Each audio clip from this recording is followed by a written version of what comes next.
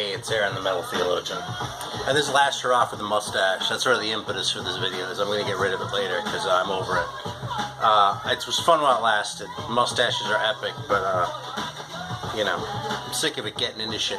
Here in the South, we eat a lot of fried chicken and shit like that, and it's all like, kind of sucks, you know. So we're going to do little 5 random records in just a second. Actually, let me see what we're listening to. We're listening to this record, actually. Blase Blase. And kind of speaks to my having some pretty good guidance as far as like the rap shit I've been finding. Because apparently they sort of flew under a lot of people's radars back in the day, but this is good.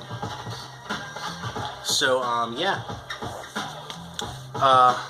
Continuing sort of that, but we're going to talk about metal tonight. That's just what's playing. And we'll see if we sample some shit too. But anyway, so I'm thirsty. Speaking of sampling things. What, this? Oh, yeah. Yeah, we have a little white gourd drink here. Which is Yo's white gourd drink. Which is has a Singaporean email address, actually. Or Singaporean, whatever the proper demonym is. It contains 5% juice. But everything on there is in Chinese, even though the address is in Singapore, which is kind of interesting to me. So, anyway, the ingredients on this bad boy are water, cane sugar, white gourd juice, artificial flavor, and caramel. So we'll see. I suspect it isn't going to be carbonated, so it's kind of a little bit of a cheat, so to speak, wise. But, you know, it's only sort of a semi-soda thing anyway, you know. I got to get more interesting drinks. I can only redo shit so often before people start to catch on, so... There we go, so let's check this out. I actually think I had this a long time ago, because when we lived in San Francisco, I used to, I would, like, stop at a fucking Chinese place, like, on my way to work every day, and, like, a different one. I would, like, walk a different way to work, and go to a place I'd never been before, and look for a drink I'd never seen, and just buy it and try it, just for the hell of it. So, this one kind of looks familiar, but I definitely haven't had it in years, so we're basically trying it from scratch. And I don't really know what white gourd is. I don't think it's cucumber, but we'll see.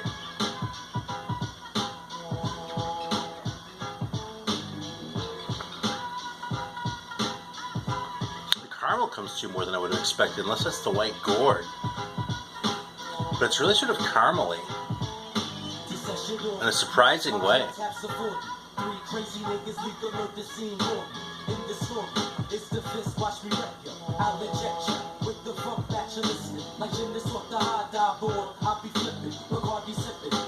It's not carbonated. It's tasty. But it's really unexpected. It doesn't taste like what you expect a white gourd drink. It tastes really like caramely. And, I don't know, man. Maybe they put that shit in there, like, for flavor, because the white gourd shit is just because it's so healthy or something. Who the fuck knows? I don't know what it is, but it doesn't taste anything like, you know, cucumber or,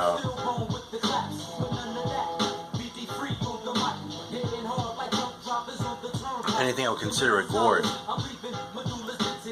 Yeah, it's weird. I want to share it with Spencer, but he's kind of sick, so I don't want to get anything, but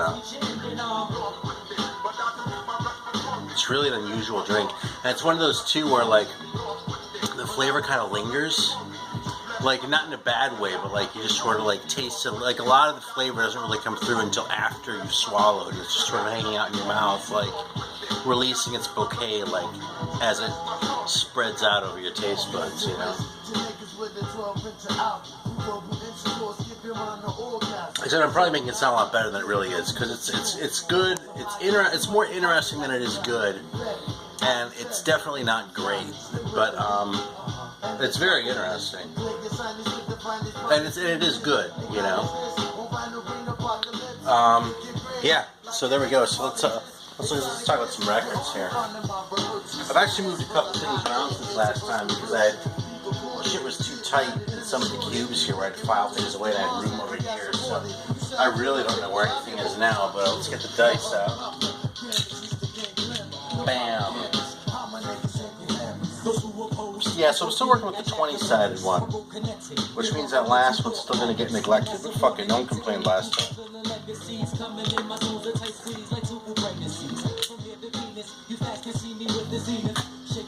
Alright, here we go. That was fucking... Tell Spencer's been sick, fucking blister packaging, sitting around. I guess it doesn't say Spencer's been sick, but it says someone's been fucking sick. Sick enough they're not like up for throwing away their shit after. Alright, number 2.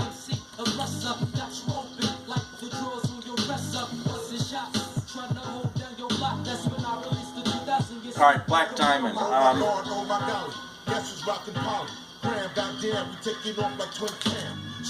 I actually got this a while ago and I don't particularly remember it. Farmingdale, New York. You know, definitely super private looking. Right up my alley. Named in honor of a Kiss song. We're going to have to fire this up for a minute because I really don't remember what it sounds like. I know it's heavy. It's heavier than you expect from a band called Black Diamond, you know. Usually when bands have Kiss references, they tend to be a little more glammy, you know. But, yeah, we got to fire it up, man. I just plain don't remember. So, you know, it's funny because I do this kind of shit because I think it's fun. I mean, the original idea for doing 5 random records in the first place is to put myself on the spot. To sort of see what I can come up with, you know, the metaphorical gun to my head. You know, with no preparation. Which, of course, has its own benefit in that it doesn't require any preparation. But, yeah, but I kind of caught myself right now because I just don't fucking remember this one. So, let's see how it sounds. I actually got this from Shadow Kingdom Records a long time ago. They got a few of these in way back. I think they were still called Evil Legend back then. And, yeah, it was before they had their deal with Hell's Headbangers. I don't think Hell's Headbangers even existed yet. Look at that label, though. They got a couple things like this in, though, and I snapped them all up, of course. Like, every once in a while, Tim, the guy who was running it at the time, would just come across something. I would turn up in his distro without any fanfare, and I'd go, oh my god, and grab it. Got some Manila Road shit from him early on, too.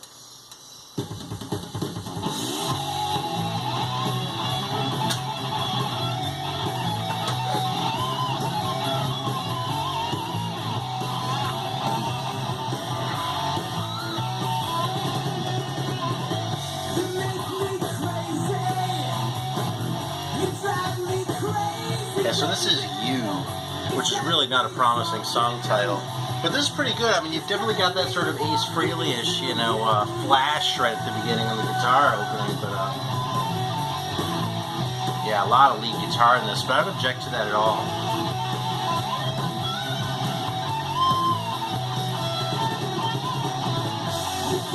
And interestingly, it's actually the singer, too, so Bobby Huber makes me think it's his band. Especially because it's dedicated to my son, Robert John, now and forever. And I don't know whose son that is. But given that it's produced and mixed by Bobby Huber, too, I have my suspicions, let's just say. But this is good, man. Reminds you a little bit of the singer of Kurt Ludi from Mistreater, but not quite as, I don't know, Jane's Addiction-y, I guess, you know?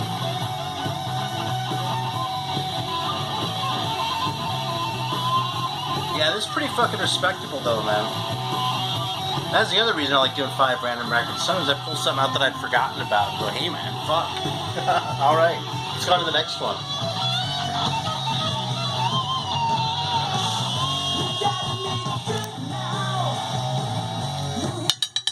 Oh, shit! What is it, can you see? 6. Alright. By the way,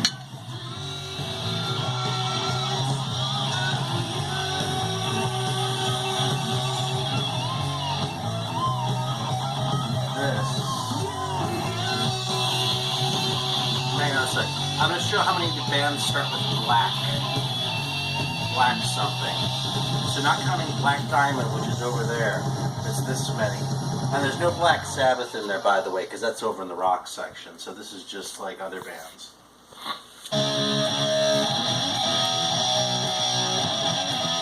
Alright, so 6 you said? Mm-hmm. Alright, it's right here.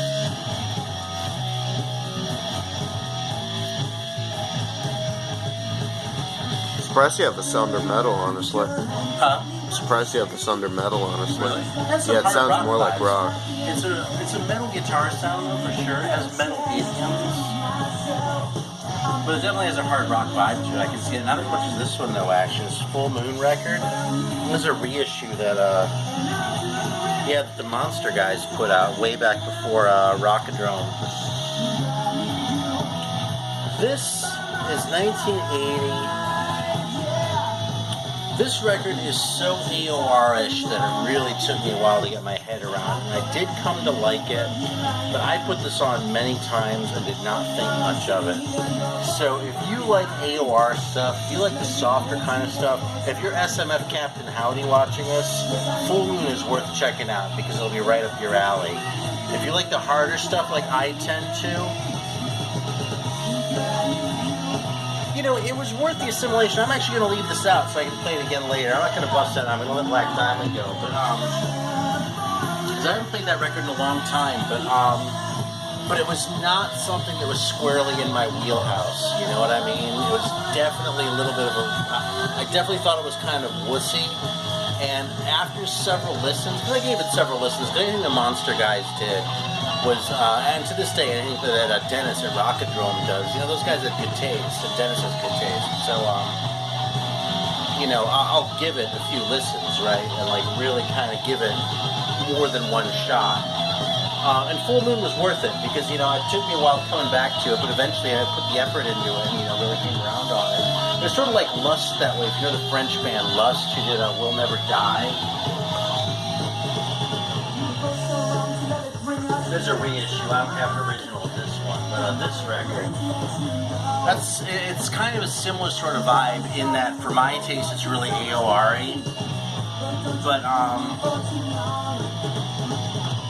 once I came around on it, I really came to like it a lot. I happen to know Harmless Rebel really likes this record too, so a little shout out to him. So, alright, time for another one though.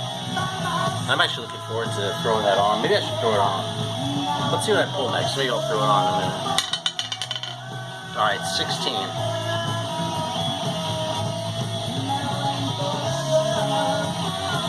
Alright, stick it here.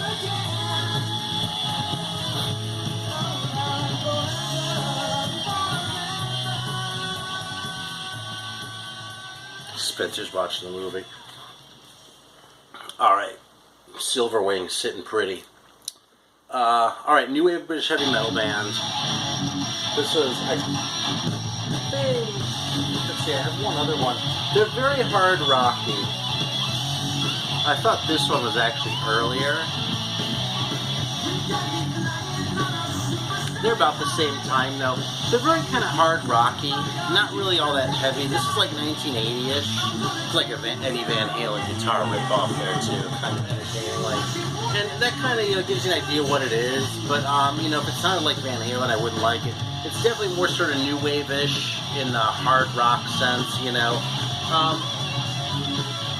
Not really great, but one of those bands that with time I've come to appreciate more. This is actually my second copy of this. I had this a long time ago, you know, 15 years ago, something like that, and I let it go in a big purge, just because I thought it was kind of crap. And the record hasn't changed. I've softened. And you know, what can I say? It's not really one I'd recommend all that highly, but it's a fun record. I enjoy it. I'm gonna put on Full Moon for a minute.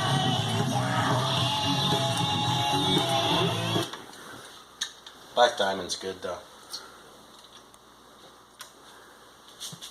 Yeah, you might be surprised. If you watch my videos, you might be surprised that I have something as wussy as Full Moon.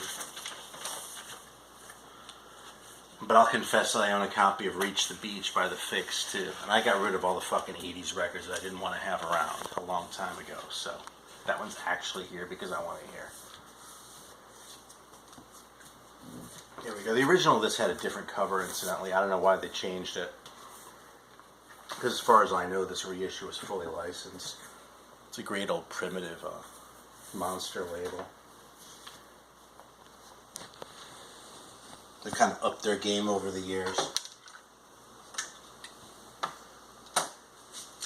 Yeah, come think of it, Rockadrome's their third label after King Classic and then Monster. So...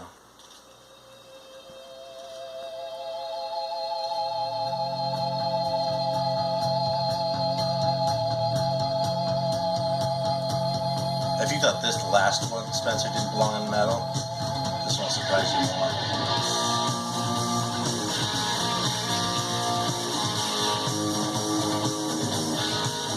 I see what you mean about the guitar riff more on this one.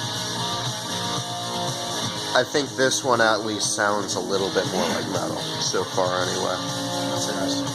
This is actually heavier than I remember it. I remember this being a lot sort of wimpier than this. The singer's pretty wimpy, as I recall. The guitar's heavier than the last one, though. Huh?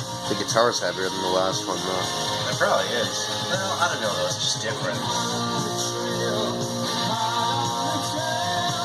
Yeah, that's why. It's kind of a little subdued.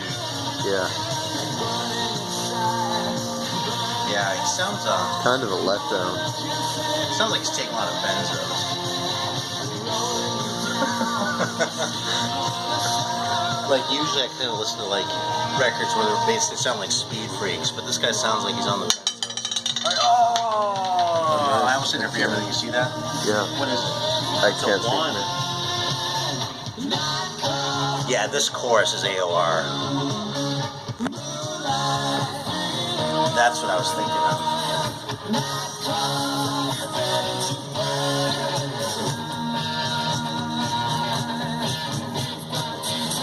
Alright, this is Reno music right here. And this is really kind of a piece of crap. In fact, I wonder if I should put this on. It's not as good as Full Moon, though. So this one, I'll just say right now, doesn't live up to the cover, okay? Because see, it's Action Hard Rock Band. We present you special hard pop sound. So, as you might have surmised, it's Japanese, which is why I'll call it Greeno music too. And look at that. I mean, it actually looks great. And the first song, Action, 100,000 volts. And Song for the Hero. It looks super promising, but this record really just kind of sucks. Yeah, 84. I mean, it's sincere, but that's about all I can say for it, man.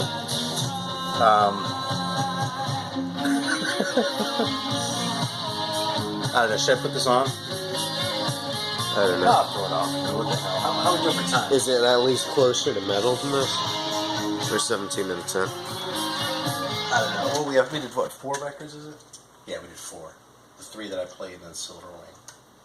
So we'll just do one more. It'll be about 20 minutes. Yeah, I'll throw on an Action.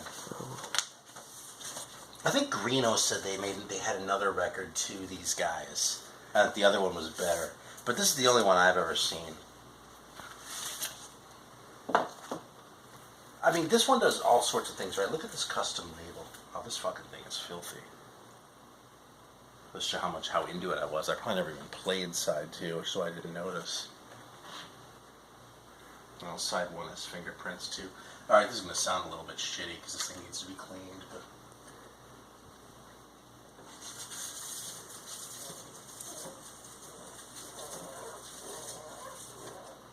Yeah, I usually like to put things away like this, but I probably haven't played this thing in 10 years.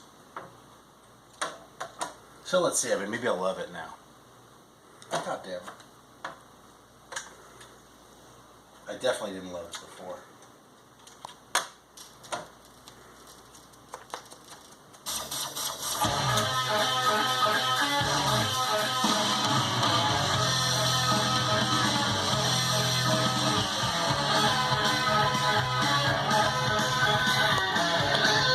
It's really not off to such a bad start. Why did I not like this?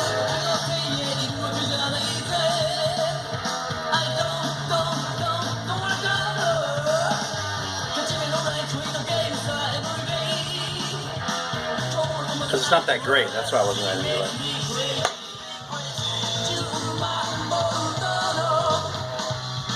Yeah, it's Action. What can I say, man? Sometimes I pull out just one winner after another. Today's been a pretty mixed bag. Alright, 18, 16, 17, 18. It's kind of funny to hear the fast singing in Japanese. Alright, well, this is an all-time classic. If you don't know Torch, go listen to this whole album on your own, because this is fucking great, okay? This is like... when people talk about how great Swedish metal was in the 80s, this is one of the records I'm talking about. Like this and Parasite and well, Candlemass, obviously. It was pretty good. This is way heavier than those last two. It's heavier than Full Moon. I don't know if it's heavier than Black Diamond. Are you kidding me? No, I'm not kidding. We'll listen to them side by side again after this. I don't care that much. Anyway, yeah, Overdrive is another one. Man, there's all sorts of great shit from Sweden. The Torch was really the one that kind of opened the floodgates for me. So, I mean, the cover alone is worth anything to spend on it.